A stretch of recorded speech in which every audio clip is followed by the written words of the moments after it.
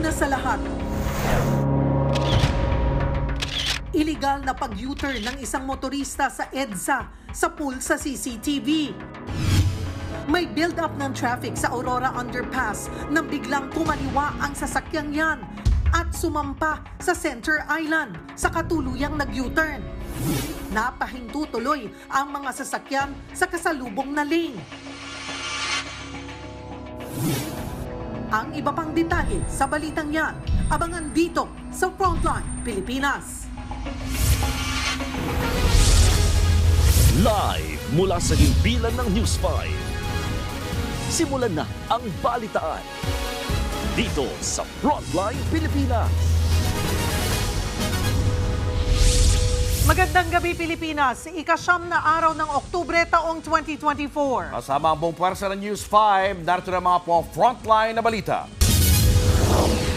Pangulong Bongbong Marcos iniutos na gamitin ang mga assets ng gobyerno para mapauwi ang mga Pilipinong naiipit sa tensyon sa Middle East. Senator Ronald De La Rosa gigil na dinuro-duro ang pinaniniwalaang si Mary Ann Maslog na umano'y planong idawit sina Bato at dating Pangulong Rodrigo Duterte sa illegal na pogo. Merong tao from Malacanang nag-uutos sa'yo. I can pin you down, my God. Lalaking nangikil sa isang babaeng menor de edad para hindi raw ikalat ang malalaswang video ng biktima, timbog sa entrapment operation sa Quezon City. Babae, patay matapos pagsasaksakin ng kitchen knife ng kanyang ex-boyfriend sa Tanza, Cavite. Pati ang bagong nobyo ng biktima, sinaksak din. Criminology student na nagsumbong ng pagnanakaw ng bisikleta, abay siya pang pinagbintangan at binugbog daw ng 2 pulis sa Lapu-Lapu City, Cebu. Sa Frontline News Abroad, Hurricane Milton natatama sa Florida sa Amerika, puspusan ng pinaghahandaan ng mga residente roon. Habang ang bansang Mexico, binabayuna ng bagyo. At Nations Girl Group na BINI, nominado bilang Best Asia Act sa MTV Europe Music Awards. Isiniwalat sa pagdinig sa Senado ang koneksyon ng suspect sa textbook scam na si Mary Ann Maslog o Jessica Francisco kay suspended Banban Mayor Alice Guo. Sinubukan daw kumbinsihin ni Francisco si Guo na idawit sina dating Pangulong Rodrigo Duterte at ilang senador sa operasyon ng illegal na pogo. Nasa frontline ng balitang yan, si Mean Los Baños. Meron kong impormasyon, na you are being used para papirmahin si Alice Guo ng affidavit. Affidavit na magtuturo na si President Duterte, si Senator Bongo, si Senator Bato, General Karamat ay nasa likod ng pugo. Merong tao from Malacanang nag-uutos sa'yo. Meron akong information. I can pin you down, my God. That's not true. Huwag kang pailing-iling dyan. Alam kong impormasyon na yan. Nanggigigil si Senator Bato de la Rosa nang questionin si Jessica Francisco o ang pinaniniwalaang si Mary Ann Maslog sa pagdinig ng Senado kahapon tungkol sa iligal na pogo. Humarap siya bilang resource person. Ayon kay de la Rosa, nakatanggap siya ng impormasyong may nag-uutos kay Francisco mula sa Malacanang para idawit sila nila dating Pangulong Rodrigo Duterte, Senator Bongo at dating CIDG Chief Romeo Karamat sa pogo operation sa bansa. Ilang beses daw dumalaw si Francisco sa PNP Custodial Center kung saan nakakulong si Alice Guo para di umano papirmahin siya ng affidavit. Anong purpose mo doon? First, sir, tinatanong ko po siya sa mga statement po na ginawa po niya, sir. May ginawa siyang statement? No, not the statement. What I'm saying, we were talking about ano po sa kanya, yung how do you say it, yung kung ano po ang nangyari sa kanya. Ano ang pakialam mo sa kanya? Suspect si Maslog sa textbook scam noong 1998 at napaulat na patay na noong 2019 kaya hindi siya nahatulan sa kasong graft. Pero nitong Setyembre, nahuli siyang buhay ng NBI gamit na ang pangalang Jessica Francisco. At hanggang sa pagdinig, ayaw niyang sagutin kung siya nga ba si Maslog. What is your real name? I am Jessica Francisco po. Can you produce us your birth certificate that you're indeed Jessica Francisco? I don't have it with me, Your Honor. But you have a birth certificate Yes, Your Honor. indicating that you're the real Jessica Francisco? Yes, Your Honor. Who is this Mary Ann Maslog? Like what I said, Your Honor, I Who is refuse- Mary Ann Maslog? There Di is ba a ikaw to? case. When you were still 30 pounds lighter? There is a pending case, Ikaw Your ba Honor. ito? That's not related to your case. I'm asking you, kung ikaw to, if this is you. Your Honor, there is a If this is you, I cannot say, Your Honor. Pero anong koneksyon ni Maslog o Francisco kay Go? Kwento niya, nilapitan siya ng PNP Intelligence Group para magpatulong na kontakin si Go nang maiulat na umalis ng bansa ang dating alkalde at nagtago sa Indonesia. Kinumpirma naman ni PNP Intelligence OIC Brigadier General Romeo Bacapas na ginamit nga nila si Francisco para makalapit kay Go. Pero giit niya, si Francisco ang nagpresentang tumulong. Siya mismo pumunta sa'yo? Tawagan lang namin sir na nabanggit niya na may access siya kay Alice. So through Attorney David, nakausapin namin. So kinagat ko yung informasyon na yun sir. Kinumpirma rin ni Macapas na pinayagan nila si Francisco na bisitahin si Go sa PNP Custodial Center. May sasabihin daw na mahalagang impormasyon ang dating Bamban Mayor. Dito na siya sinabihan ng mga senador na ibunyag ang mga malalaking tao na sinabi ni Go na sangkot si illegal na pogo. Isa lang po yan sa mga names. Okay. Po. And, Your Honor, I'm sorry po. I don't think I have the right po kasi hindi po ako sure. Sinulat daw ni Francisco ang pangalang Faeldon na pinaniniwala ang si dating Bureau of Customs Chief Nicanor Faeldon noong administrasyong Duterte. Ayon naman kay Go, isa sa mga napag-usapan nila ni Francisco ay ang group photo na kasama niya si Duterte at Faeldon. That's my first time po. Nakita ko po ang former president. Doon sa group picture niyan na circulating, that was the first time po na nakita ko po siya. Regarding po kay Mr. Nick Faeldon naman po. Mr. Nick Faeldon naman po talaga nasa Bamban. Wala naman po kami any transaction pero may goat farm lang po. May goat farm lang po siya sa Bamban. Wala pang pahayag si Faeldon tungkol dito. Hindi naman naniniwala ang mga senador sa mga pahayag ni Francisco, kaya pinasight in contempt siya. Sa mga susunod na pagdinig, sisilipin ng komite kung may naging papel nga ba si Francisco sa pagtakas ni Go. malapit si Mary Ann Maslog kay Mayor Kalugay, di ba sabi niya? Baka nakatulong si Maslog na sa pagtakas ni Nagbabalita mula sa Frontline, Mean Los Baños, News 5. Dinikitan at binombahan ng tubig ng mga barko ng China ang dalawang barko ng Pilipinas na nagsasagawa ng resupply mission sa Baho de Masinloc. Git ng China Coast Guard, profesional at lehitimo ang ginawa nila laban sa mga barko ng Pilipinas. Nasa frontline ng balitang yan si Ian Suyu. 100 meters at 6 o'clock. Pambobomba ng tubig ng Chinese Coast Guard ang bumungad sa mga barko ng Bureau of Fisheries and Aquatic Resources o BIFAR kahapon sa West Philippine Sea. 301 at 7 o'clock. Kinumpirma ng BIFAR na sinundan at winater cannon ng China ang BRP Datu Cabaylo at BRP Datu Sanday na nagsasagawa ng resupply mission sa Baho de Masinloc. Makikita ang napakalaking CCG vessel habang binubugahan ng tubig ang barko ng BIFAR. 3 barko ng CCG at isang Chinese Navy vessel ang dumikit sa 2 barko ng Pilipinas. Yun nga, dinikitan sila at kumbaga ang termino natin, shadowed their movement. Sinusundan yung galaw nila, so dinidikitan sila. And then, ito'y sa attempt nila, no, na pigilan yung ginagawang mission ng BIFAR na masasabi nating lehitimo. Sinubukan rin silang bombahin ulit ng tubig pero hindi ito umabot at hindi ito umabot doon sa ating mga barko. Nakaiwas naman ang mga barko ng BIFAR sa pambobomba ng tubig kaya natuloy ang resupply mission. Nakapaghatid sila ng supply para sa 7 Filipino mother boats at mga bangkang pangisda sa Baho de Masinloc na sakop ng Exclusive Economic Zone ng Pilipinas. Maswerte namang walang napinsala sa 2 barko at wala ring nasaktan. Sabi ng CCG, nagpumilit ang BRP Datu Sanday at BRP Cabaylo na pumasok sa Huangyan Island o Scarborough Shoal na parte raw ng China. Dagdag pa nila, walang mali sa ginawa nilang hakbang na anilay profesional at lehitimong aksyon. Sa kabila niyan, hindi magpapatinag ang BIFAR sa kanilang routine activity at resupply mission kasama ang Philippine Navy. Nagbabalita mula sa frontline, Ian Suyo, News 5. Pinapatawag at pinagpapaliwanag ng Land Transportation Office ang motoristang sumampa sa Center Island at illegal na nag-U-turn sa underpass sa Quezon City. Nasa frontline ng balitang yan, si Gerard de la Peña. Pasado alas 8 ng umaga kahapon, kasagsagan niya ng rush hour, kaya bumper to bumper ang daloy ng trapiko sa southbound ng EDSA Aurora Underpass sa Quezon City.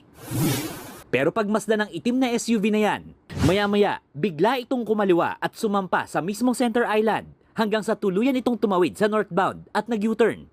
Ang mga papasalubong na sasakyan naman, napahinto dahil sa illegal na pag-U-turn ng SUV. Kumaripas naman ng andar ang SUV na parang normal lang ang nangyari. Tukoy na ng Metropolitan Manila Development Authority o MMDA ang plaka ng SUV.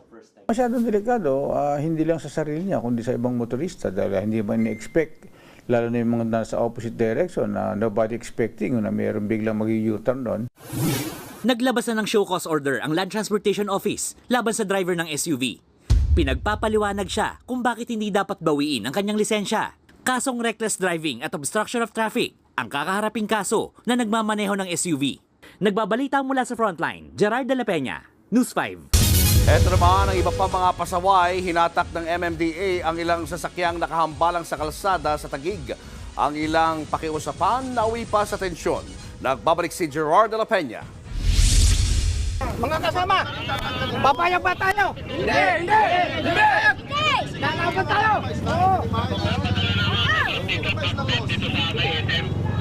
Hindi kami papayag dahil may permit kami, may prangkisa. Makinig ka kayo, hindi naman namin kina-question ang prangkisa nyo. Ay, papalis nyo eh. Tensyonado ang clearing operations ng MMDA sa Taguig ngayong umaga. Nasita ang grupo ng mga tricycle driver na ginawa raw terminal ang kalsada sa Langka Street, Signal Village, Taguig. Pero ayaw umalis ng grupo at nagpakita pa ng prangkisa. Abayadis kami, kung si Mayor lang eh. Itong prangkisa, permit na rin ito. Sa huli, hindi rin napaalis ang mga tricycle. Samantalang nahatak naman ng MMDA ang ilang tricycle na illegal na nakaparada sa FTI Avenue. Natiketan din ng ilang rider sa A. Bonifacio sa Upper Bikutan dahil sa illegal parking. 2 rider ang nahuli na sakto pang may mga angkas na bata na walang helmet. Gusto ko nga sana ipatikap yung anak ko sa kasi may lagnat eh. Ididiretso ko sana lang dito sa may hospital. Kasi nilalagnat. Sinira rin ng mga tauhan ng MMDA ang mga trapal ng mga tindahan na nakahambalang sa bangketa. Pati ang maliit na klinik na ito, nasita rin dahil ginawang waiting area ng mga pasyente ang bangketa. Pag tinignan nyo po yung klinik namin, napakaliit po talaga sa loob. In as much as itaboy ko sila for 3 long decades, ganyan na po yung senaryo dito. Ang pagsuyod ng MMDA sa mga pangunahing lansangan sa Taguig ay dahil daw sa reklamo laban sa mga nakahambalang na sasakyan at iba pang obstruction sa mga kalsada. Kung mapansin natin dito sa Taguig, karamihan ng mga kalsada sa mga looban ay tig-isang lane lang sa bawat direksyon. Kaya madaling magsikip ang daloy ng trapiko kapag may mga obstruction. Importante raw na masigurong maayos ang daloy ng mga sasakyan, lalo na ngayong pasikip na ng pasikip ang mga kalsada habang papalapit ang Christmas season.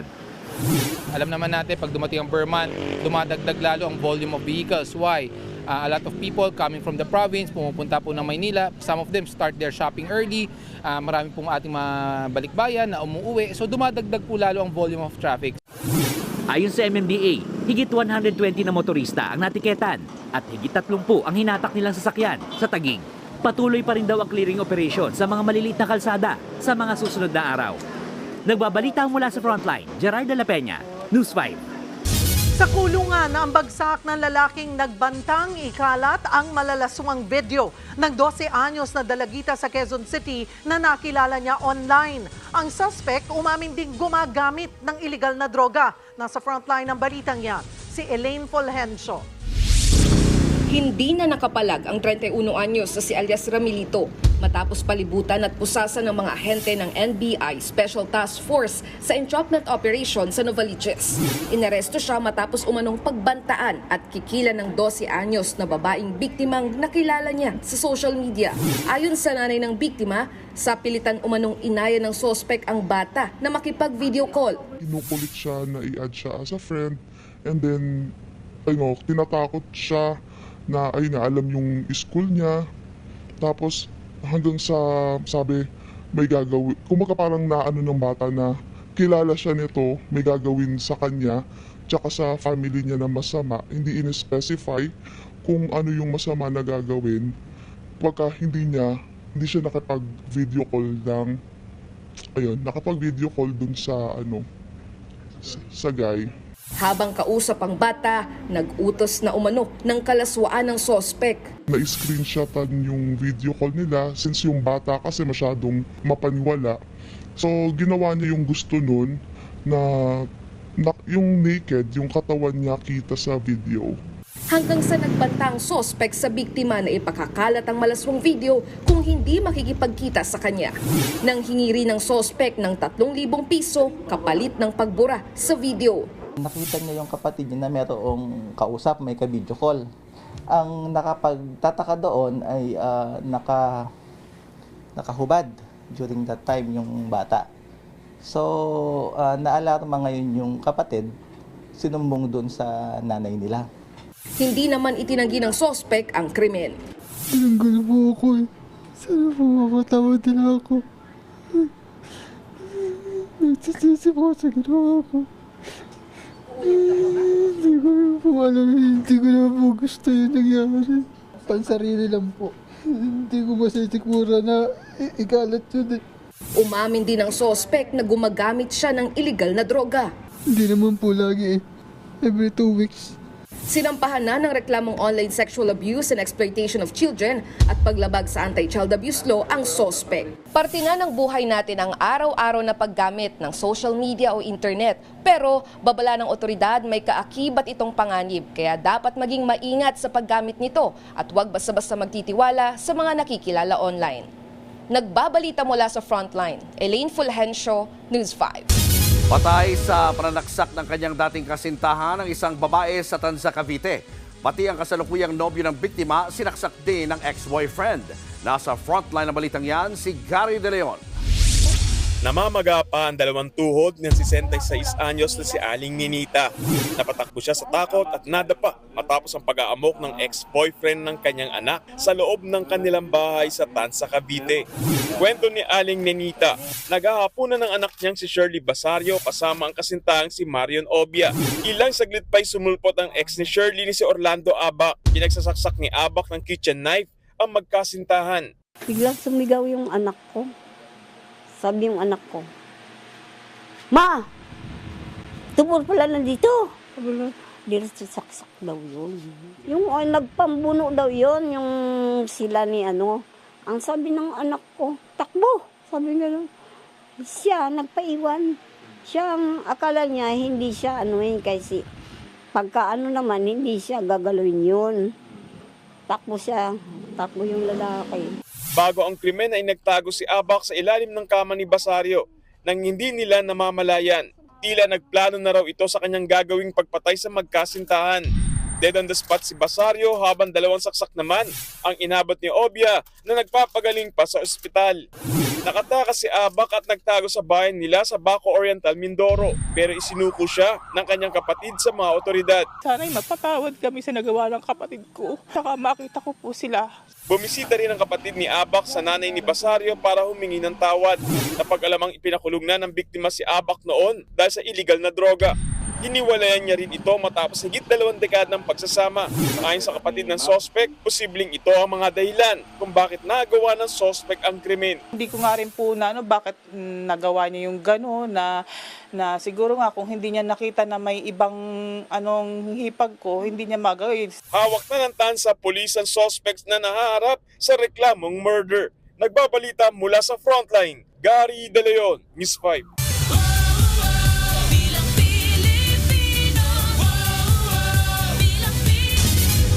Posible raw maging independent candidate si Pastor Apollo Kibuloy sa gitna ng issue sa kanyang Certificate of Nomination and Acceptance. Pero ayon sa COMELEC, hindi raw ito sapat na basihan para kansilahin ang kandidatura ng pastor. Nasa frontline ng balitang yan, si Carrie Cater.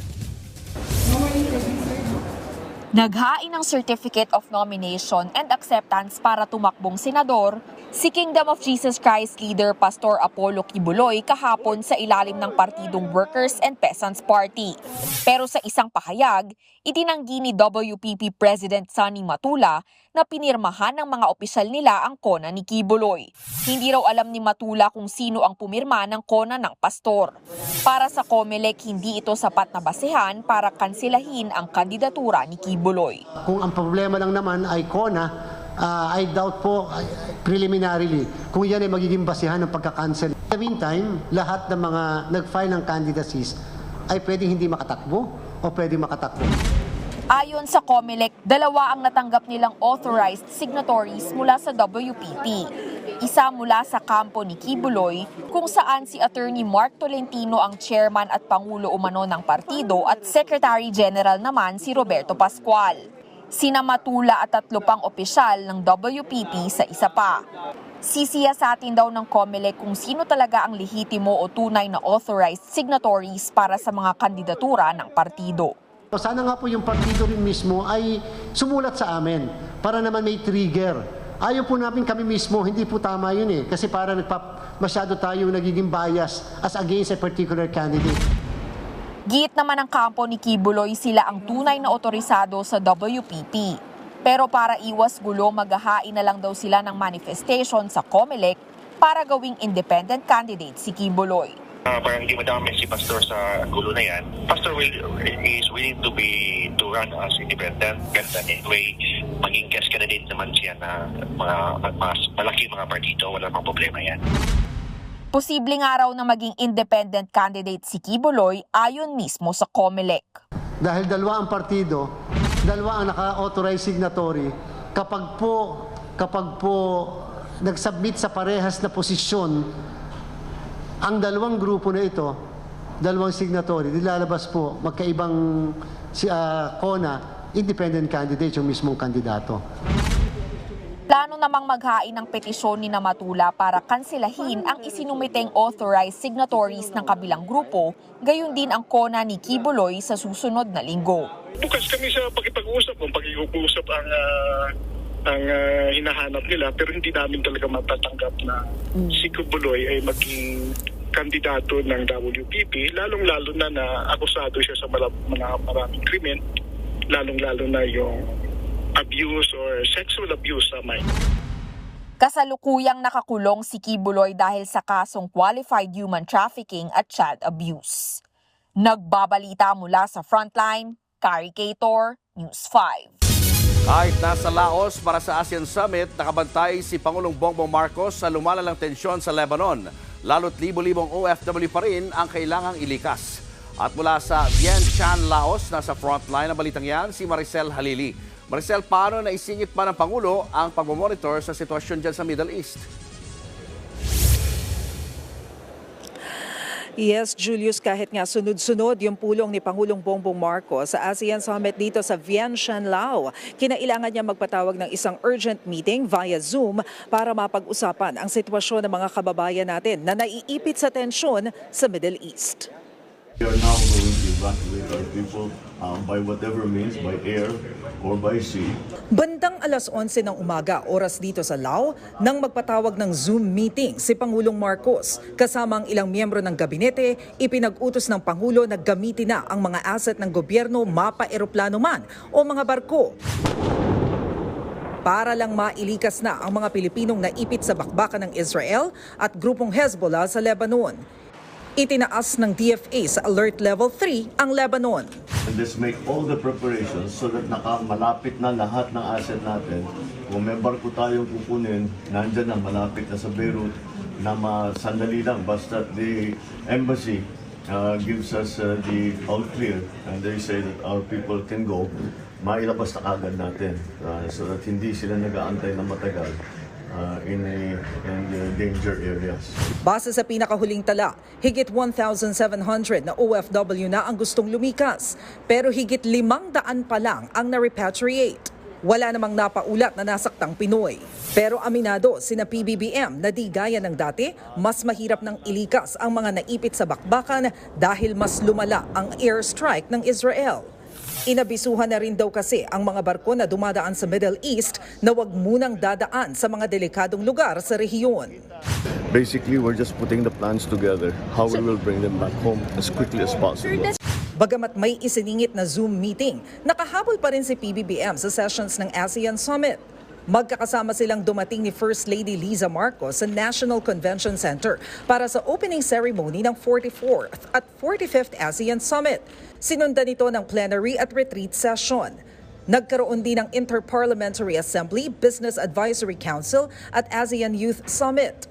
Binigyang diin sa mga session na yan ang digital innovation, food security, tourism at solusyon sa climate change. Pero bahagya pa lang ang naging usapan tungkol sa West Philippine Sea. No, I didn't specify the details, but it is just the general principle of the adherence to the rule of law and the UNCLOS. We will have a chance to get into more detail maybe in the next couple of days. Kahapon, nagkaroon din ng bilateral meeting si PBBM kay Vietnam Prime Minister Nam Minh Chin.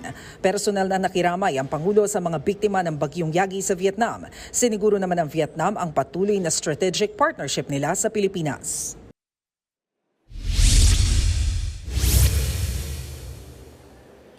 Julius, kani-kanina lamang nakita nga natin si Pangulong Bongbong Marcos na umalis na dito sa National Convention Center dito sa Lao para naman dumalo sa ASEAN Business and Investment Forum kung saan makakaharap niya ang ilang mga negosyante. Inaasahan din na magkakaroon siya ng pulong maya-maya lamang sa ilang mga business companies dito sa Vientiane. Samantala, bukas, bukod dun sa mga member state ng ASEAN, magkakaroon na ng meeting ang ASEAN doon sa mga partner countries ng grupo. Kasama na nga dyan ang China, ang South Korea at ang Amerika. Julius?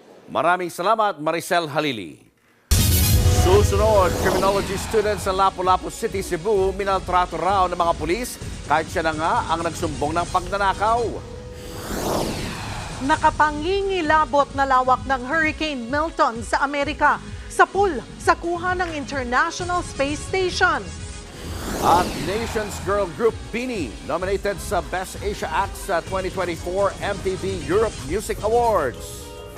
Abangan ang lahat ng yan sa pagbabalik ng Frontline Pilipinas.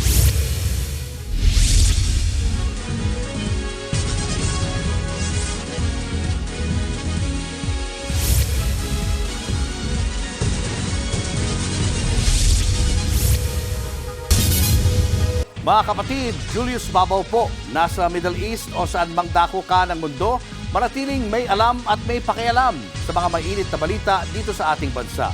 Simulan po natin ang bawat araw sa tuloy-tuloy na balitaan sa Frontline. Mag-follow at mag-subscribe sa social media pages ng News 5.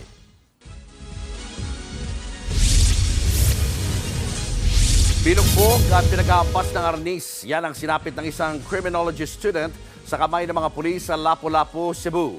Ang masaklap pa, ang biktima na nga ang nagsumbong pero siya pa ang napagbintangan. Nasa frontline na balitang yan si John Aroa. Hirap maglakad, huminga at mayat-mayang nagugulat tuwing hinahawakan. Ito ang trumang inabot ng 20 anyos na criminology student na si Eric. Mula yan sa panggugulping inabot umano niya sa mga pulis matapos siyang pagbintangang nagnakaw. Alas 4 ng madaling araw noong Biyernes nang mapansin ng working student na biktima na nawawala ang bisikleta at chainsaw sa loob ng binabantayan niyang bahay. Agad siyang nagsumbong sa amo. Nagpunta sila sa Lapu-Lapu Police Station para sana magpa-blatter. Pero bigla raw siyang dinala sa maliit na kwarto sa istasyon at pilit pinapaaming siya ang nagnakaw. Hindi raw sumunod si Eric kaya pinagbubugbog at pinaghahampas siya ng arnis ng dalawang pulis. Matapos akong maltratuhin, tinakot ako ng dala nilang baril. Pagkatapos, pinagsasampal nila ako sa muka. Pagtayo ko, wala na ako sa ulirat. Ipinasok daw si Eric sa kulungan pero isang pulis ang nagsabing mali ang ginawang proseso sa kanya kaya pinalaya rin. Sinubukan para makipag-areglo ng mga pulis sa pamilya ng biktima pero hindi sila pumayag. Hustisya ang sigaw ko para sa anak ko. Di ko matanggap ang ginawa nila sa anak ko. Ultimo ako na tatay niya. Di niya na ako nakikilala. Na-trauma talaga siya. Napaluha ako. Niyakap ko na lang ang anak ko. Sinibak na sa pwesto ang 6 na pulis na sangkot sa pananakit. Ayon sa PNP, hindi rin daw nila kukonsintihin ang mga sangkot. Kung mapapatunayan talaga na may kinalaman sila dito ay hindi sila mangingimi ni sampahan ng kaso. Tumangging magbigay ng pahayag ang amo ni Eric. Hindi pa rin nahahanap ang nawawalang gamit sa bahay. Tiniyak naman ng Lapu-Lapu City LGU ang pagbibigay ng assistance sa biktima kabilang ang bagong trabaho. Isa sa ilalim rin siya sa psychological counseling dahil sa trauma. Pangarap sana ni Eric na maging pulis pero takot at pagkamuhi ang kanyang nararamdaman ngayon sa mga taong minsay naging idolo niya. Ayaw mga pulis, abusado. Ayaw ko na sa mga pulis, mga abusado. Pag makakakita ako ng mga pulis, ngayon tumatakbo na ako. Gusto ko pa sanang mag-aral pero ayaw ko na dahil namimiligro yung buhay ko. Ayaw ko na dahil natatakot na ako sa mga pulis. Nagbabalita mula sa Frontline, Jan Arua, News 5. Sa Frontline News Abroad, sapul sa video ang pagtugi sa isang carnapper sa Virginia sa Amerika.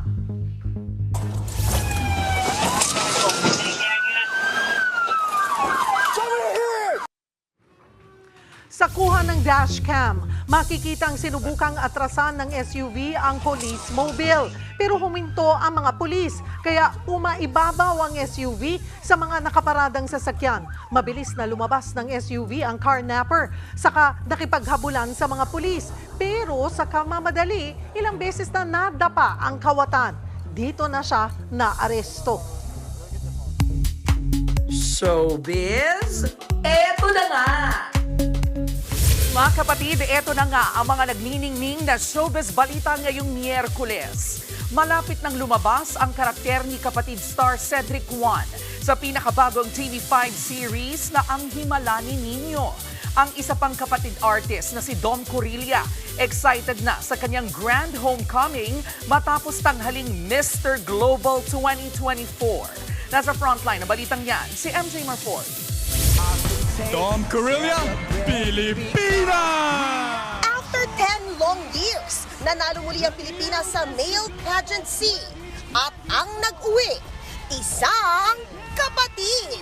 Ang Media Quest artist na si Dom Corilla sa Mr. Global 2024. At fresh from Bangkok and his win last Tuesday, ibinahagi niya sa News 5 ang kanyang naging journey sa pakikipag-compete sa 29 other contestants mula sa iba't ibang bansa. On the stage, I was so shocked. As in, akala ko nananaginip pa lang ako. And it was so hard for me to breathe because the pressure, you know, yung parang yung pressure and the stress parang nawala. Lahat yun, bigla. So I was, kung makikita niyo sa stage, nahihirapan ako to like breathe kasi yung heart ko sobrang bilis. Nag-trending si Dom nang ibida ang national costume na Apulaki. Pati na rin ang kanyang angat na Q&A kung saan itinulak niya ang advokasya sa edukasyon. We also need accessibility to get good quality education. Babalik siya sa bansa sa October 16. Abangan ang kanyang homecoming sa Kapatid Network. Ang isa pang MQAA artist na si Cedric Juan, nag-time out muna sa kanyang in-demand duties kagabi para makabonding ang Kogomburza star na si Tommy Alejandrino. Para yan sa premiere night ng pelikulang Mujige. As cinema aficionados ang dalawa na full support sa industriya. Wala namang iba din na magsusuportahan kundi tayo lang tatrabaho din. Last hura na ito sa socials ni Cedric dahil magiging busy na raw siya. Simula kasi next week, mapapanood ang kanyang karakter sa ngayoy hit kapatid series na Ang Himala ni Nino. Feeling ko ito yung may common denominator tayo lahat bilang isang Pilipino. Family-oriented tayo. So, mahal natin na meron tayong mga naikukwento about sa pamilya natin bilang mga Pilipino. At ito rin kasi yung hindi mo pipiliin minsan kung gusto mong magmahal ng kahit hindi mo siya kadugo. Abangan si Cedric bilang si Victor sa Ang Himala ni Nino, 11:15 a.m. weekdays dito sa TV5. Nagbabalita mula sa Frontline, MJ Marfori, News 5. Ito pa nga magandang balita po para sa mga Blooms. Nominado sa MTV Europe Music Awards o EMAs ang ating nation's girl group na BINI. Kabilang sila sa mga pagpipilian para maging Best Asia Act for this year. Kalaban po nila sa award ang ilan pang music acts sa iba't ibang Asian country tulad ng Korea, Indonesia, Malaysia at Japan. Sa post ng MTV Asia, maaaring iboto ang BINI sa mtvema.com hanggang sa November 6. Magaganap naman ang awards night sa UK sa November 11, oras dito sa Pilipinas. Bago po ang BINI, nauna nang na-nominate sa mga nakaraang taon sa parehong category sina Moira, Ben & Ben, SB19, Sara Geronimo at marami pang iba. Susunod, Willie Revillame, inabisuhan daw sina Pangulong Bongbong Marcos at Vice President Sara Duterte sa pagtakbo niya bilang senador. Mahigit 100 milyong pisong halaga ng shabu na sabat sa NAIA Complex. Yan at iba pa sa pagbabalik ng Frontline Pilipinas.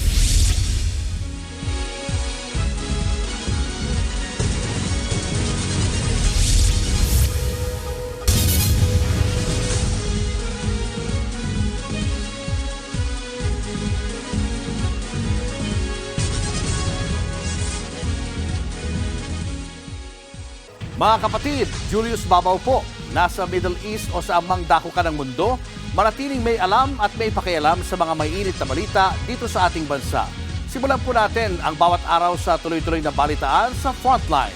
Mag-follow at mag-subscribe sa social media pages ng News 5. Mahigit 100 million pesos na halaga ng shabu ang nasabat sa NAIA Complex sa Pasay. Nakumpiska ang kontrabando sa warehouse ng NAIA. Nakatago ang droga sa mga handmade cultural craft paintings. Base sa investigasyon, mula sa Mexico ang parcel na ipadadala sana sa isang lalaking residente sa San Jose del Monte, Bulacan. I-turn over na ang droga sa PIDEA.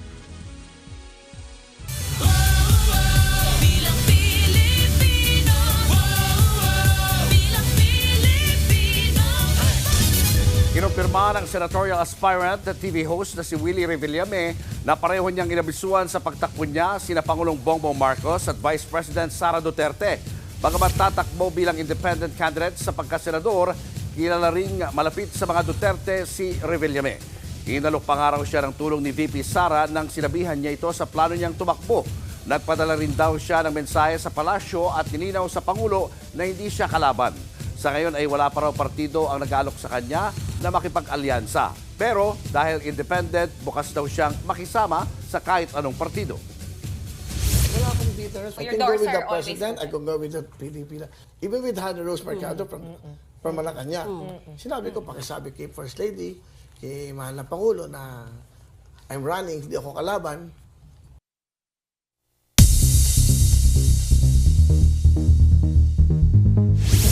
Lalo pang lumakas ang Hurricane Milton habang papalapit sa Florida sa Amerika. Pero ang hagupit ng bagyo una nang naramdaman sa Mexico. Yan ang Frontline News Abroad ni Camille Samonte.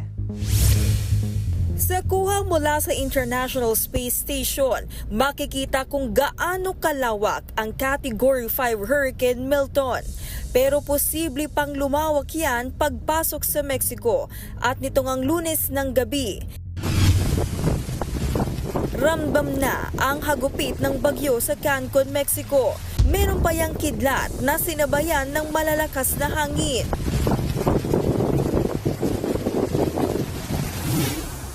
Dahil coastal area ang lugar, malakas din ang hampas ng alon sa dalampasigan.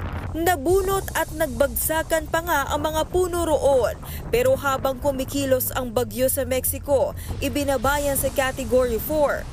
Pero muli yang itinaas sa Category 5 dahil lumakas ulit ang taglay nitong hangin habang papalapit sa Florida sa Amerika. Kaya ang mga nakatira sa Tampa Bay, ang coastal area ng Florida, agad nag last-minute shopping bilang paghahanda. Kanya-kanya rin silang lagay ng mga kahoy sa mga bintana bilang panangga sa hangin. Ang mga taga-Orlando, hindi rin nagpahuli sa pamimili. Nagkaubusan na nga ng delata at iba pang supply. Puspusan din ang paglilinis sa iniwang pinsala ng naunang Hurricane Haileen. Delikado kasi ang mga nagkalat na debris kapag tinangayan ng Hurricane Milton.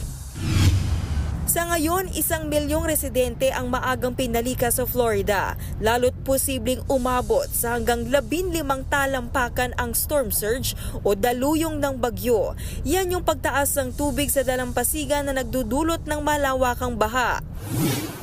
Pati ang mga penguins sa Florida Aquarium, inilikas na rin. Ngayong araw, nakikitang magla-landfall ang Hurricane Milton. Isa raw yan sa pinakamalakas na bagyo na tatama sa Florida. Muli namang nagpaalala ang Embahada ng Pilipinas sa mga Pilipino roon na sumunod sa evacuation order. Nagbabalita mula sa Frontline, Camille Samonte, News 5. At Filipino Olympian EJ Obiena may komento sa mga gawa-gawang kwento sa kanila ni two-time Olympic gold medalist Carlos Yulo. Tutok lang mga kapatid, magbabalik pa ang Frontline Pilipinas. Mga kapatid, Gigi Manikad po, nasa Middle East o saan mang dako ka ng mundo, manatiling may alam at may pakialam sa mga mainit na balita dito sa ating bansa. Simulan natin ang bawat araw sa tuloy-tuloy na balitaan sa Frontline. Mag-follow at mag-subscribe sa social media pages ng News 5.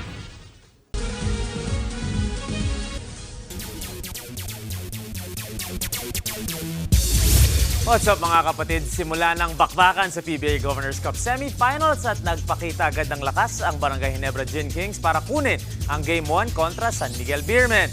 Live mula sa PhilSports Arena, nasa frontline ng balitang yan, si Ian Suyu. Ian! Mikey, mas umiinit nga ang aksyon sa pagsisimula ng semifinals ng PBA Governors Cup dito sa PhilSports Arena sa Pasig City. At kanina nga lang, ilang minuto lamang ang nakalilipas ay natapos na ang unang semifinal pairing sa pagitan yan ng Barangay Ginebra San Miguel at San Miguel Beermen, kung saan nagwagi nga ang Ginebra sa score na 122 to 105. Best player of the game si Justin Brownlee na kumana ng 33 puntos, at ang matindi dyan ay nag-init sa 4-point line itong si Pinoy Brownlee na kumana ng 5 of 6 mula sa 4-point area. Malaking tulong para sa Ginebra ang naging pahinga nila mula sa kanilang mabilis na quarterfinal series kung saan na-sweep naman nila ang Meralco 3-0.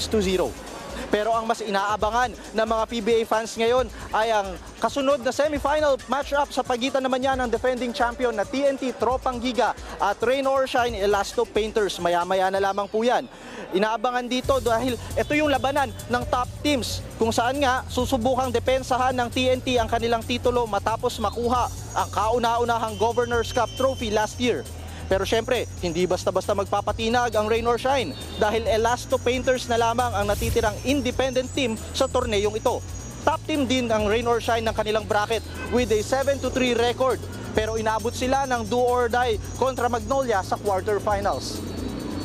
Mikey, inaasahan nga para si TNT Tropang Giga na pangmunuan ng kanilang import na si Ronde Hollis Jefferson, Jason Castro at Calvin Oftana ang opensa. Pero ang makakatapat naman nila sa parte ng Rain or Shine ay ang import na si Aaron Fuller kasama ang duo ni Jonard Clarito at Anton Asistio. At yan ang latest mula dito sa PhilSports Arena. Mikey? Maraming salamat, Ian Suyu.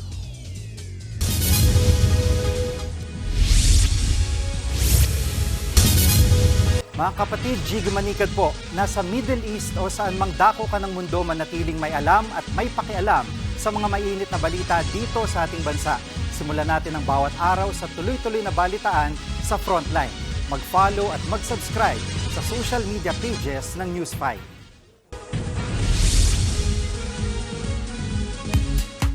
Showbiz, eto na nga! Eto na nga, good news naman tayo mga kapatid. Dahil nominado ang ilang programa ng TV5, 1PH, Signal at Radio 5 sa 46th Catholic Mass Media Awards o CMMA. Nominated for Best News Program ang Frontline Pilipinas at Frontline Tonight. Ang Good Morning Kapatid naman, finalist para sa Best News Magazine Award. Gayon din ang Woman in Action ni Gretchen Ho sa 1PH at Ted Pailon, DJ Chacha sa Radyo 5 ng Signal TV. Ang Budol Alert, Best Public Service Program nominee. Ganon din ang Julius and Tintin para sa Pamilyang Pilipino ng 1PH. Lalaban din for Best Station ID ang ating Christmas Station ID last year. Nominado naman for Best TV Special ang Feast Story ng Signal TV. Finalist naman for Best Special Event Coverage ang Freedom Boat. Tampok ang resupply mission ng mga sibilyan sa West Philippine Sea. Sa radyo naman, nominado sa Best Public Service Program at Best News Commentary ang Ted Filon DJ Chacha sa Radyo 5. Best Radio News Program nominee rin ang Bangon Bayan with Mon. Best News Feature nominee naman ang Sa Totoo Lang, Leila de Lima, Undas Specials. At ang Sana Lord naman ay nominado sa Best Drama Program. Maraming salamat po sa inyong tiwala at suporta, mga kapatid. Lumobo sa mahigit 2,000 ang nasawi sa Lebanon. Kasunod yan ng patuloy na pag-atake ng Israel laban sa militanteng grupong Hezbollah. Nasa frontline ng balitang yan, Camille Samonte. Umaga man, tanghali, hanggang gabi, kabi-kabila ang sunog sa iba't ibang bahagi ng Lebanon. Kasunod yan ng patuloy na ground assault at airstrike ng Israel para limasin ang militanteng grupong Hezbollah. Ayon sa Israeli military, mahigit 50 Hezbollah members ang nasawi mula sa October 4 attack. Kabilang doon ang 6 na senior commander umano ng Hezbollah at ang successor umano ng Hezbollah na si Hashem Safieddin. Matatanda ang una ng nasawi ang leader nilang si Syed Hassan Nasrallah. Sa kabila niyan, lumobo naman sa mahigit 2,000 ang namatay sa Lebanon sa loob ng isang taong pag-atake ng Israel. Halos 10,000 ang sugatan. Ang masaklap, damay pati mga sibilyan. Giit naman ni Israeli Prime Minister Benjamin Netanyahu, sumali ang Hezbollah sa giyera sa Gaza kontra Hamas. Umatake raw ng mahigit 8,000 airstrike ang Iranian-backed group. Maraming sibilyan din ang namatay. Kaya naman, karapatan daw ng Israel na depensahan ang kanilang bansa. Dagdag pa ni Netanyahu, terorista ang sumira sa Lebanon. A gang of tyrants and terrorists destroyed it. That's what happened. Lebanon was once known for its tolerance, for its beauty. Today, it's a place of chaos, a place of war. Pero ang United Nations pinangangambahan na matulad ang trahedya sa Gaza. Samantala, nananatili naman sa Alert Level 3 ang Lebanon ayon sa ating Department of Foreign Affairs. Una nang sinabi ng Department of Migrant Workers na nakaschedule ang repatriation ng 151 Pinoy mula sa Lebanon. Mahigit 200 naman ang pinoproseso pang maiuwi. Nagbabalita mula sa Frontline, Camille Samonte, News 5. Nasagip sa Cambodia ang 20 Pinay na sangkot umano sa surrogacy scheme o yung pagbubuntis ng anak ng iba. Sa payag ng embahada na rescue ang 20 Pinay noong September 23 sa Kandal Province, Cambodia. 13 sa 20 na rescue ang buntis na at nasa ospital ngayon, habang ang iba naman ay naghihintay na lang na mapauwi ng Pilipinas. Ayon sa investigasyon, ni-recruit ang mga Pinay online para gawing surrogate mother sa Cambodia. Inaalam pa ang pagkakinanlan ng kanilang recruiter. Nakikipagtulungan na ang embahada ng Pilipinas sa mga otoridad sa Cambodia para maresolba ito kaagad. Nagpataw ng temporary ban ang Department of Agriculture laban sa pag-aangkat ng mga hayop at iba pang produkto mula Turkiye na pwedeng dapuan ng foot and mouth disease. Kasunod yan ng outbreak ng FMD sa Turkiye. Kalimitang tinatamaan ng sakit ang mga baboy, baka, kambing at mga tupa. Kaya nakadepende ang pag-lift ng ban kapag nawala na ang banta ng FMD sa mga hayop dito. Kasabay niyan, inalis naman ng DA ang import ban ng kambing na galing sa Amerika. Ipinagbawal noon ang pag-aangkat ng kambing matapos ma-detect sa US ang sakit na Q fever na pwedeng maipasa sa tao. Pero sabi ng DA, inalis na nila ang ban dahil wala nang na-detect na bagong kaso ng sakit. Formal nang pinalitan ni DILG Secretary John Vic Remulla si dating Secretary Benhur Abalos sa turnover ceremony sa DILG. Nangako si Remulla na wala munang regodon sa ahensya. Isa raw sa pagtutuunan niya na pansin ang pagalis sa palakasan system sa hanay ng PNP. Nasa frontline ng balitang yan si Brian Castillo. Isang simpleng turnover ceremony ang dinao sa opisina ng Department of the Interior and Local Government o DILG para kay outgoing Secretary Benher Abalos at sa papalit sa kanyang si dating Cavite Governor John Vic Remulla. Pinalitan ni Remulla si Abalos matapos magbitiw sa pwesto para tumakbong senador sa 2025 midterm elections. Ako'y masaya ngayong araw because I know that I will be leaving DILG in the hands of a very capable person. Sa harap naman ng mga empleyado ng ahensya, nangako si Secretary Remulla na wala munang regulon sa DILG. Kakausapin daw muna niya ang mga opisyal at attached agencies nito. Rest assured, no shake-ups are necessary, no dramatic announcements will be made. But let me get my feet wet, but tomorrow we hit the ground running. Kabilang sa mga nasa ilalim ng DILG, ang Philippine National Police, Bureau of Jail Management and Penology at Bureau of Fire Protection. Pero una raw, sa tututukan ni Remulla ang pagreforma sa PNP para mabura ang politika at palakasan sa promotions. You cannot demand a perfect situation with an imperfect institution. So we have to start with cleaning up shop. I want to make it a merit-based system on who gets promoted and who doesn't. Gusto rin niyang pag-aralan ang organizational structure ng PNP. I think we have to flatten it a little bit. Ang bigat sa taas eh. So many generals, so many layers.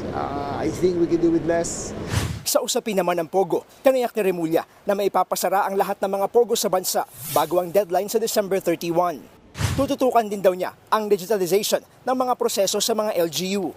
Pagdating naman sa kampanya kontra droga, pabor siya sa estilo ngayon ng Administrasyong Marcos na mas epektibo raw kumpara kay dating Pangulong Duterte. I think EJK was not the solution. It did not decrease the number of arrests. It did not decrease the number of drugs on the street. Si John Vic na ang ikalawang Remulla sa gabinete ni Pangulong Marcos at ikatlong Remulla na presidential appointee. Nauna sa kanyang kuya na si Justice Secretary Boying Remulla at ang bunsong si Gilbert Remulla na miyembro ng Board of Directors ng PAGCOR. Kilala rin si John Vic na malapit kay dating presidential spokesman Harry Roque. Pero hindi pa raw sila ulit nag-uusap. Attorney Roque is not a fugitive of the law, but he is wanted by the Senate. No, I have no message for him.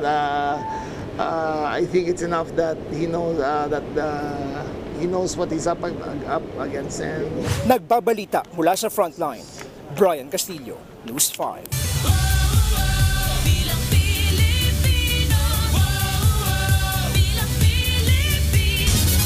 Sa nagdaang araw, natunghayan natin ang paghahain ng kandidatura sa national at local positions. Kapansin-pansing marami ang kumakandidatong magkapatid, magnanay o magkamag-anak. Kaya naman sabi ng isang political science professor, ibang klase ang political dynasty ngayon. Nasa frontline ng balitang yan, si Ria Fernandez. Tila isang family affair ang mundo ng politika. Nandiyan ang mga Duterte sa Davao City. Pare-parehong kumakandidato si dating Pangulong Rodrigo Duterte at 4 pa niyang kaanak. At syempre, ang mga Marcos sa Ilocos Norte at sa national positions. Nagpapalitan naman ang pwesto ang mag-inang Cynthia at Camille Villar. Gayon din ang Marcy at Maan Teodoro ng Marikina. Sa Batangas naman, ang mag-iinang Vilma Santos Recto, Luis Manzano at Ryan Recto ang gustong magkaposisyon at marami pang iba. Ayon kay Dr. Dennis Coronacion, chairperson ng UST Department of Political Science, hindi na bago ang mga political dynasty. Pero ibang klase raw ngayon na sabay-sabay nilang inaasinta ang mga elective position. Inaalala ko yung mga studies na ginawa ng grupo ni Ateneo School of Government, former Dean Mendoza. Pag may mga dominant political dynasties sa mga localities, mas talamak yung corruption, yung mga kickbacks, and other activities. Dagdag pa ni Coronacion, importante sa mga tradisyonal na political families na bakuran ng kanilang balwarte. Pero iba raw ang political base ngayon ng mga Tulfo na maituturing na emerging political dynasty. Sa kasalukuyan, Senador Serafi Tulfo, habang nasa Kamara ang misis at anak niya, pati ang kapatid na si Erwin na isa ring senatorial aspirant. Senado rin ang target ng isa pa nilang kapatid na si Ben, habang party list seat si dating Tourism Secretary Wanda Tulfo Teo. At ang political base nila, I think, is largely coming from supporters on their social media page, on their public affairs, public service-oriented program, and even the OFWs. But still, despite that, they are forced to reckon with in Philippine politics. Sa kabilang banda, kapansin-pansin na nagsasabong-sabong din pati ang mga galing sa iisang political clan. Gaya na lang ng mga binay ng Makati City na nagugat sa sibling rivalry ni na Junjun at Abby. At sa susunod na taon, tatapatan naman ng kanilang ate na si Nancy ang mister ni Abby sa pagkaalkalde.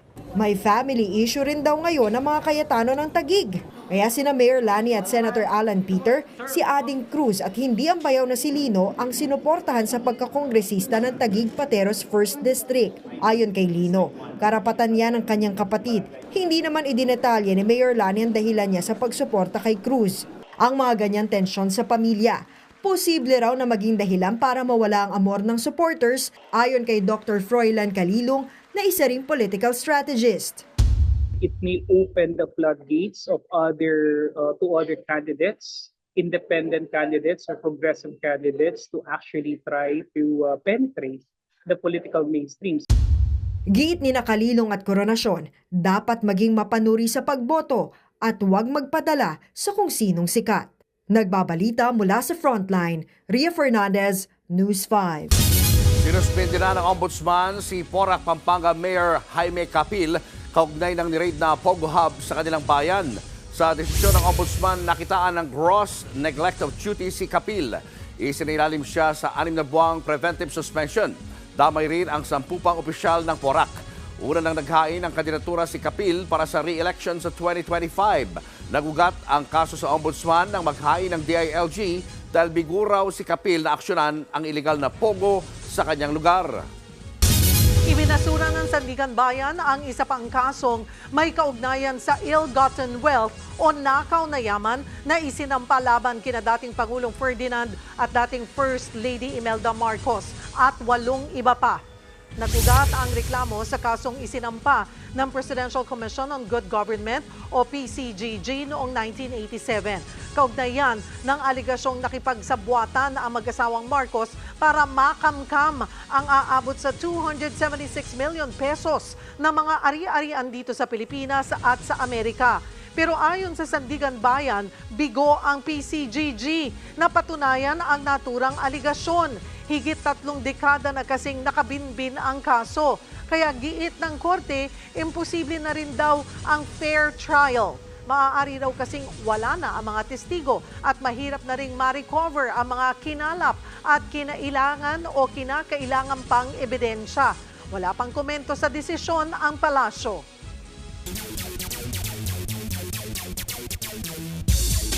Mga kapatid, nagsalita na si Filipino Olympian EJ Obiena tungkol sa mga fake news na kumakalat tungkol sa kanila ni two-time gold medalist Carlos Yulo. Nag-post sa kanyang social media si Obiena at sinabi niya na never siya nag-comment tungkol sa personal life ni Yulo. Hindi daw siya yung tipong tao na magsasalita tungkol sa private life ng ibang tao at walang katotohanan ng mga kumakalat na quotes galing umano sa kanya.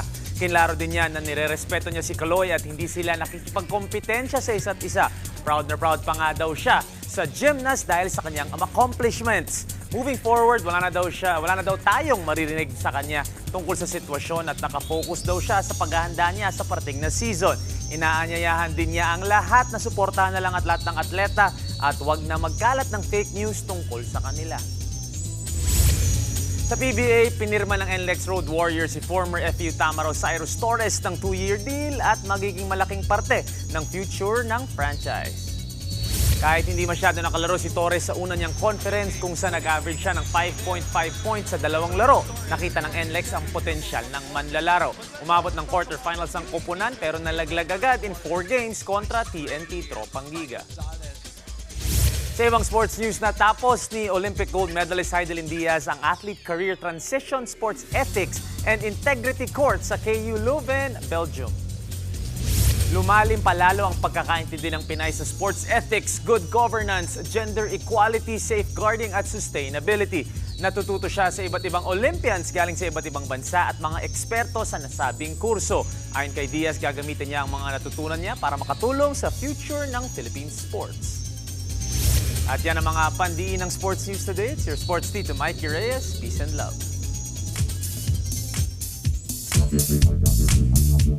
Mga kapatid, October 9 today at ngayon po ang World Post Day. Kaya naman pag-usapan natin ang kahalagahan ng pagpapadala ng liham o sulat. Ang selebrasyon sa araw na ito alinsunod sa pagkakatatag ng Universal Postal Union noong 1874 sa Bern, Switzerland. Ito ang nagbibigay daan para magkaroon ng maayos na sistema ang pagpapadala ng mga sulat sa iba't ibang bansa. Sa mahabang panahon, ang pagpapadala ng liham ang naging paraan ng komunikasyon. As early as 2000 BC sa Egypt at China, pinaniniwala ang meron ng pong sistema ng pagpapadala ng mga sulat. Ang sinasabing ang pinakamatandang liham ngayon na italang naisulat noong 255 BC pa sa Egypt. Iyong kauna-unahang letter envelope naman na may stamp o selyo na tinawag na penny black, ipinadala noong 1840. Buhay pa ang sobrang yan at ngayon ay ipinasusubasta sa halagang $2.5 million o mahigit 142 million pesos. Dito po sa Pilipinas, may mga ebidensya ng pagpapalitan ng mga liham bago pa man dumating ang mga Kastila. Isa na po riyan ang sikat na Laguna Copper Plate Inscription na itinuturing na pinakamatandang written document sa bansa na sinasabing mahigit 1,000 taon ang tanda. Sa panahon po ngayon, tila bihira na ang nagpapadala ng liham o sulat.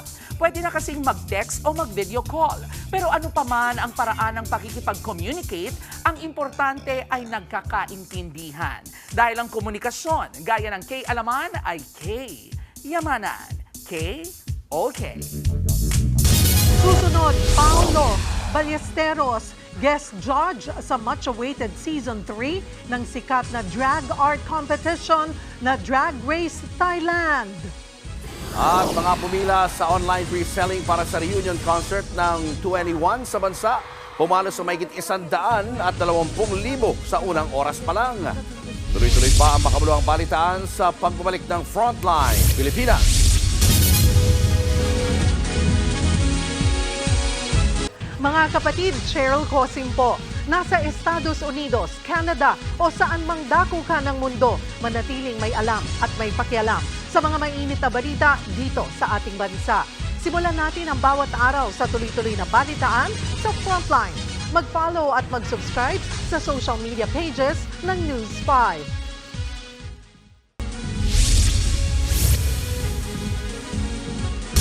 Sa Pulsa video, ang dalawang lalaking nagnakaw sa isang gadget store sa Davao City. Yan at iba pang balita sa Frontline Report ni Faith Del Mundo. Pasado alas 7 ng gabi nung Sabado, makikita ang dalawang lalaking pumasok sa gadget store sa isang mall sa Davao City. Tinitingnan nila mga nakadisplay na cellphone.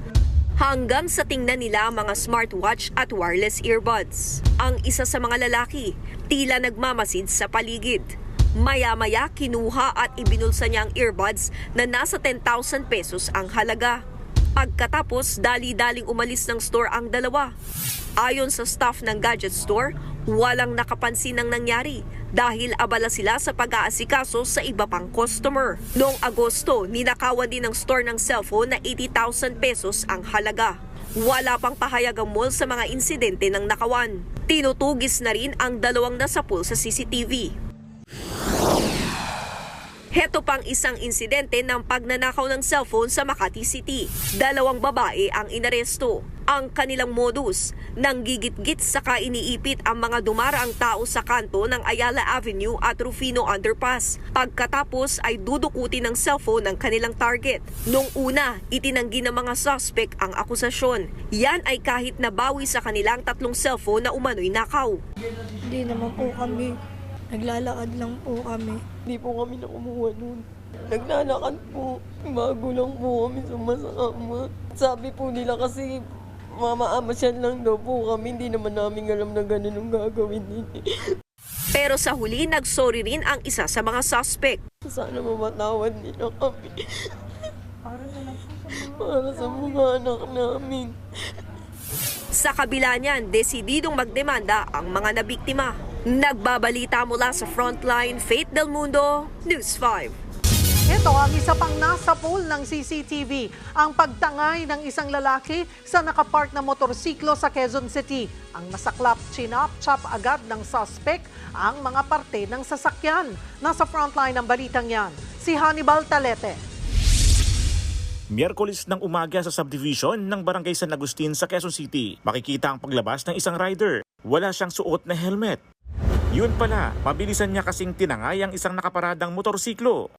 Yung biktima po ay pinarada po niya sa basketball court. At pagbalik niya, wala na yung motorsiklo. Na-report daw agad ng biktima ang nawawalang sasakyan sa barangay at pulis. Kaya nang magsagawa ng backtracking sa lugar, dito na natunton ang 36 anyos na karnaper. Kalaboso rin ang umano'y kasabwat niya na pinagdalhan ng nakaw ng motorsiklo. Ang masaklap pa para sa biktima, chinap-chop na ng mga suspect ang parte ng sasakyan. Nakilala na lang na kanya yun dahil sa engine number ng motorsiklo. Sinampahan na ng reklamong paglabag sa New Anti-Carnapping Act ang dalawa. Ang isa sa kanila nakakulong habang ang mismong nagnakaw ng motor ay nakalaya matapos magpiyansa kahapon. Nang hingan namin siya ng panayam, ang sagot lang niya, no comment po. Nagbabalita mula sa Frontline, Hannibal Talete, News 5. Inold up umano ang isang babae ng driver na binok niya sa isang ride-hailing app. Kwento ng biktima, pasado 1:00 ng madaling araw nitong linggo nang mag-book siya mula sa bahay niya sa Baclaran papunta ng Makati. Sa gitna ng biyahe, ng iba ng ruta ang driver na si alias Roland saka nagdeklara daw ng hold up. Tiyempo namang kausap noon sa cellphone ng biktima ang kanyang boyfriend kaya inireport agad ang insidente sa mga otoridad. Sa isang dragnet operation, nabuking na kambal plaka pala ang modus ng suspect. Ang kaparehas niyang sasakyan at plaka ay pag-aari naman ng isang alias Jetro. Hindi na nagsampa ng reklamo ang biktima at nagpa-blotter na lang. Bumaba ang bilang ng mga Pilipinong walang trabaho sa bansa nitong Agosto. Sa tala ng Philippine Statistics Authority, mula 4.7% na unemployment rate noong Hulyo, bumaba ito sa 4%. Ibig sabihin, nasa higit 2 milyon na lang ang walang trabaho nitong Agosto. Ayon sa PSA, bunsod yan ng pagpasok ng mas maraming kababaihan sa workforce at iba't ibang industriya nitong nakaraang buwan. Showbiz, eto na nga! Mga kapatid, eto na nga. Pinabulaanan po ng aktres na si Charlie Dizon na siya'y buntis. Say po niya sa News 5, hindi baby, kundi isang big project ang kanyang pinaghahandaan ngayon. Nasa frontline na balitang yan, si MJ Marfori. Hello! Sobrang nakakatawa yun. Ito ba ang mukhang pregi? Vavavu na ibinalandra ni Charlie Dizon ang kanyang glowing and svelte vibes. Agaw pansin yan sa premiere night ng pelikula ng kanyang pira-pirasong paraiso co-star na si Alexa Ilacad na Mujige. Paano ba naman? 4 months after their wedding, may kumalat na chikang buntis na raw si Charlie sa panganay nila ni Carlo Aquino. Actually, kahit yung mga kakilala ko talaga from before, tapos nagtatanong din, parang okay lang ba kayo? Eh, di ba nakikita niyo ako? Ang nakakaloka pang dagdag ni Charlie. Ewan, may mga kumalat 18 months daw. Pwede ba yun? Pwede ba yun? Kaya kulat ako kasi nasa tiyan. Ang say lang ni Charlie, sadyang nag-time out muna siya sa limelight bilang paghahanda na rin sa bago niyang serye. Ang chika, may mga makakasama siyang bigating artista. Ang kanya namang mister na si Carlo, busy sa lock-in taping ng It's Okay to Not Be Okay sa Bacolod. Sabay pa yan sa promo ng kanyang Filipino-Japanese film na Crosspoint. So paano, di ba? Magtatrabaho po ako. Kahit good problem ang pagiging overly busy ni na Charlie at Carlo, hindi naman daw nawawala ang grand gestures ng mister na randomly raw ay sinosorpresa siya ng flowers at gifts. Random. Ganun siya talaga. Oo. Haba ng hair! Oo, ganun siya talaga. Nagbabalita mula sa Frontline, MJ Marfori, News 5. Ito pa nga, on fire na rin ang mga Pinoy Blackjack para maunang makabili ng ticket para sa inaabangang reunion concert ng To Anyone dito po sa bansa. Sa pre-selling pa lang ng isang bangko para sa concert, sumampa na agad sa mahigit 120,000 ang pumila online sa unang oras. Bukod pa ang paunang bentahan ng tickets na yan sa mangyayaring pre-selling bukas October 10 at sa mismong bentahan sa October 11. Magaganap naman ang concert sa November 16 sa SM Mall of Asia Arena. Bago po ito, nauna nang nag-perform sa Korea ang To Anyone last week. Reunion tour po nila ito matapos madisband noong 2016.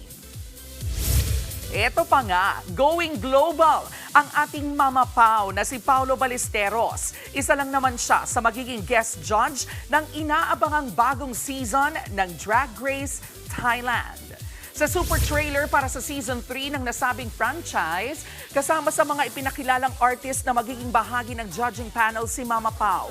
Ang Thai drag superstar na si Panjaina Hills ang main judge ng show sa paparating nitong season. Nauna nang naging guest judge si Panjaina sa second season ng sarili nating Drag Race last year. And speaking of our own Drag Race, mamaya na po ang inaabangang finale ng Drag Race Philippines Season 3. Magkakaalaman na kung sino ang magwawaging bagong drag superstar sa ating top 4 na sina Maxi, Angel, Kiana at Tita Baby. Mapapanood ang finale sa Wow Presents Plus at HBO Go. At yan po ang ating K-Alaman at Showbiz Update. See you tomorrow mga kapatid. Ako po si Jervy Wrightson.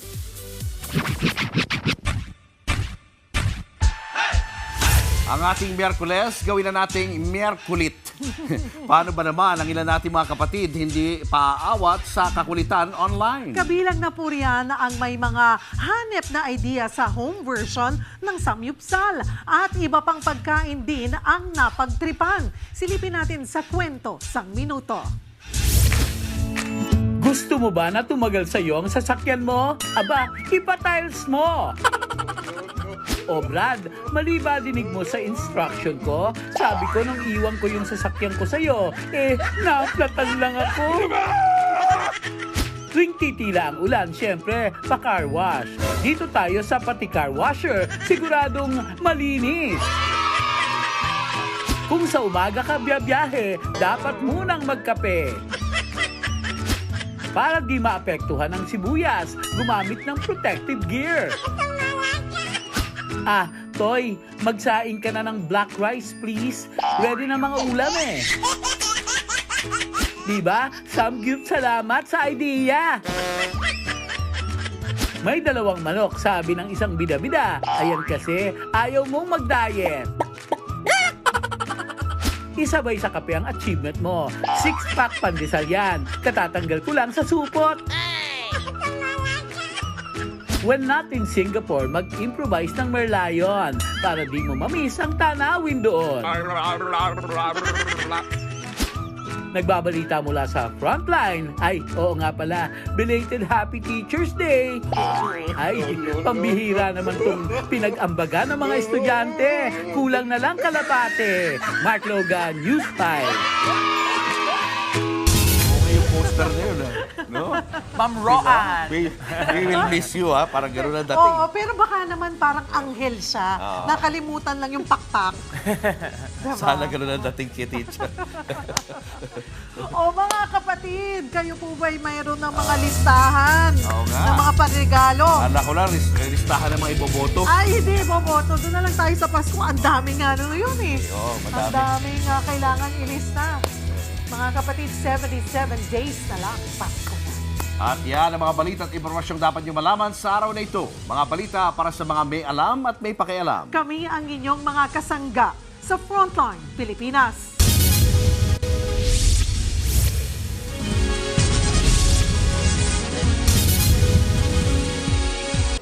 Mga kapatid, Cheryl Cosing po. Nasa Estados Unidos, Canada o saan man dako ka ng mundo, manatiling may alam at may pakialam sa mga maiinit na balita dito sa ating bansa. Simulan natin ang bawat araw sa tuloy-tuloy na balitaan sa Frontline. Mag-follow at mag-subscribe sa social media pages ng News 5.